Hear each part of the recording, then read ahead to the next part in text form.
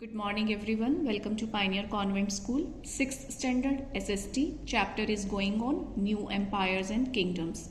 New Empires and Kingdoms में in the last videos we have done about the administration, about army and assemblies. In this video we will study about the lifestyle of ordinary people in the kingdoms.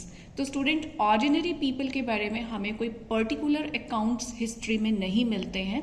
जैसे कि Kings के बारे में तो हमें बहुत सारे इंस्क्रिप्शंस मिलते हैं, प्रशस्तिस मिलते हैं, और जो फॉरेनर ट्रैवलर्स आए उन्होंने भी किंग्स के बारे में बहुत कुछ लिखा, एडमिनिस्ट्रेशन के बारे में लिखा. बट ऑर्डिनरी पीपल के बारे में स्पेशली कहीं कुछ ऐसा अकाउंट नहीं मिलता.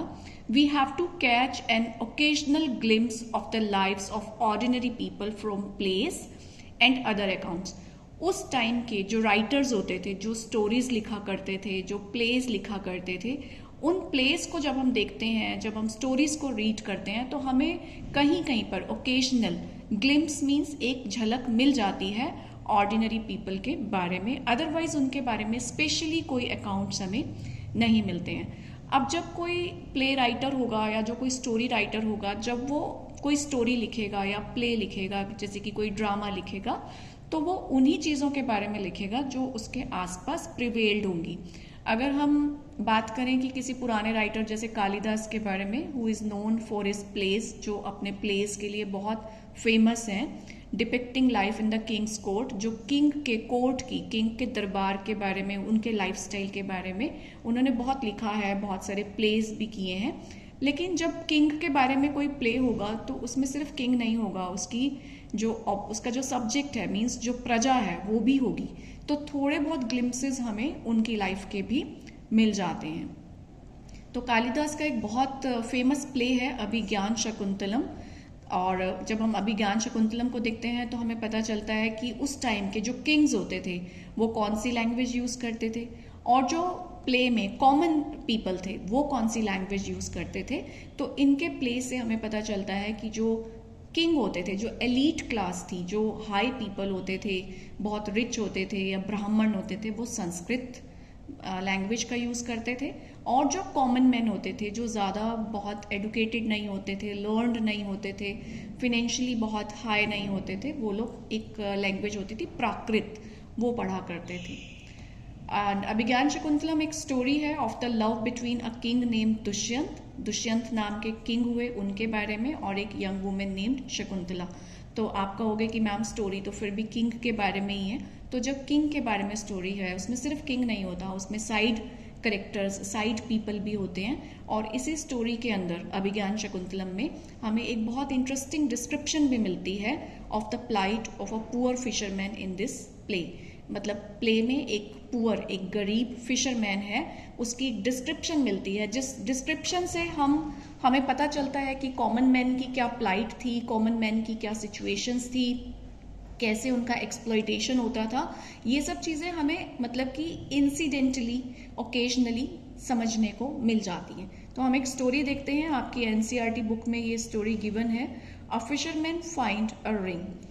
तो एक्चुअली क्या था कि जो किंग दुष्यंत थे, उन्होंने शकुंतला को एक रिंग दी थी जो कि शकुंतला से लॉस्ट हो गई थी, और वो रिंग एक फिश ने स्वेलो कर ली थी. तो फिशरमैन को जब वो फिश मिली, तो जब उसने फिश को काटा तो उसे वो रिंग भी मिली. उसके बाद क्या हुआ, let's see. A fisherman found a precious ring. उसको एक बहुत प्रीशियस, कीमती रिंग मिली, which the king had given to Shakuntala, जो कि राजा ने शकुंतला को दी थी, but which had been accidentally swallowed by a fish. When he went to the palace with it, जब वो पैलेस में गया, क्योंकि फिशरमैन को जब वो रिंग मिली तो फिशरमैन को लगा कि मुझे किंग को दे देनी चाहिए. द गेट मैन, तो जो पहरेदार थे वहां पे गेट पे, एक्यूज्ड हिम, उन्होंने उस पर एक्यूज किया, इल्जाम लगाया, ऑफ थेफ्ट, कि तुमने चोरी की है. And the chief police officer was rather rude, और जो चीफ पुलिस ऑफिसर था उस टाइम में वो भी बहुत रूड था. However the king was happy, जबकि किंग बहुत हैप्पी हुआ, when he saw the ring, जब उसने रिंग को देखा, and sent a reward for the fisherman, और उसने फिशरमैन के लिए एक रिवॉर्ड भेजा, इनाम भेजा.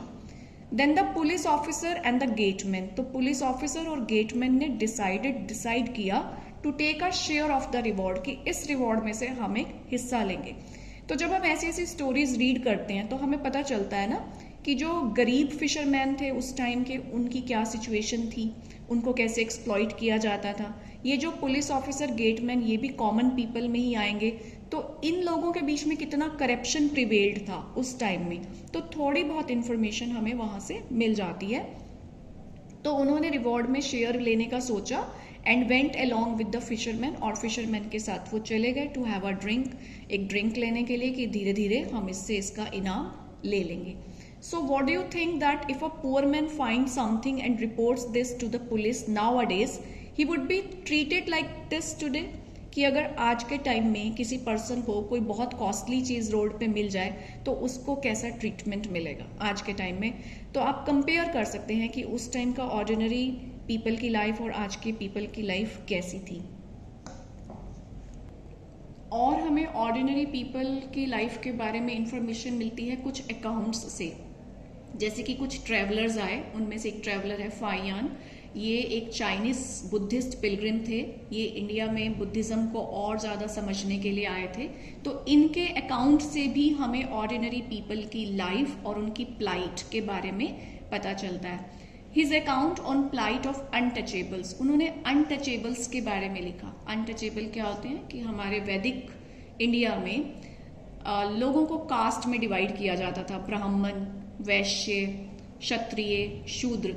तो जो शूद्र होते थे वो सबसे लोअर कास्ट मानी जाती थी, और ऐसा ब्राह्मण और जो वैश्य थे वो ये मानते थे कि इनको छूना नहीं चाहिए, इनको टच नहीं करना चाहिए, इसलिए उन्हें अनटचेबल कहा जाता था। फाइयान ने लिखा है अपने अकाउंट में, if such a man enters a town, जब कोई ऐसा आदमी टाउन में एंटर करता था, और अ मार्केट प्लेस, या वो मार्केट में एंटर करता था। अब मार्केट में एंटर करेगा तो वहां पे तो ब्राह्मण भी होंगे, वैश्य भी होंगे, क्षत्रिय भी होंगे। तो वो क्या करते थे, जब शूद्र एंटर करते थे, he strikes a piece of wood, वो लकड़ी का एक पीस था, उसको बजाता था, in order to keep himself separate, ताकि सब लोगों को पता चल जाए कि कोई शूद्र आ रहा है और वो अपने आप को उनसे अलग रख सके।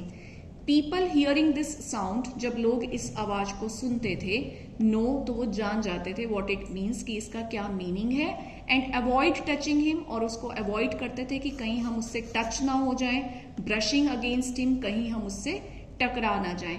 तो इस तरीके से ऑर्डिनरी पीपल की लाइफ के बारे में हमें कुछ रिटन अकाउंट्स से या प्लेस से इंफॉर्मेशन मिलती है। एक बहुत अच्छे पोइट हुए हैं बाण भट्ट, अगर आपको याद हो तो हमने इसको कहाँ पे इसका नेम स्टडी किया था, ये नेम हमने पढ़ा था हर्षवर्धन में, जिन्होंने बाण भट्ट ने हर्ष चरित्र लिखा था। तो बाण Bhatt provides us with a vivid picture of the king's army on the move. बाण भट्ट हमें एक पिक्चर बताते हैं किंग्स की आर्मी के बारे में, कि जब किंग की आर्मी मूव करती है एक जगह से दूसरी जगह पे।